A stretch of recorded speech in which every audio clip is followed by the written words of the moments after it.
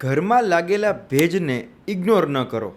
જય શ્રી કૃષ્ણ. ઘરની દિવાલો ઉપર લાગેલો ભેજ એ તમારા ઘરમાં એક ગંભીર વાસ્તુની ખામી છે.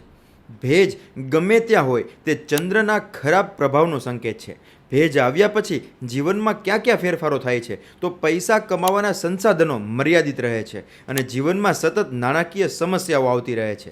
જો તમારા ઘરના ઉત્તર પૂર્વ ખૂણામાં ભેજ રહે છે તો તે નાણાકીય સમસ્યાઓ અને મુશ્કેલીઓનું કારણ બનશે.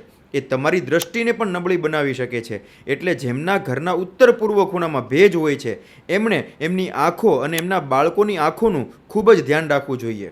જો ઉત્તર પૂર્વ ખૂણામાં ભેજ રહે છે તો ચશ્માના નંબર પણ વધશે અને આંખોની સમસ્યાઓ પણ વિકસી શકે છે.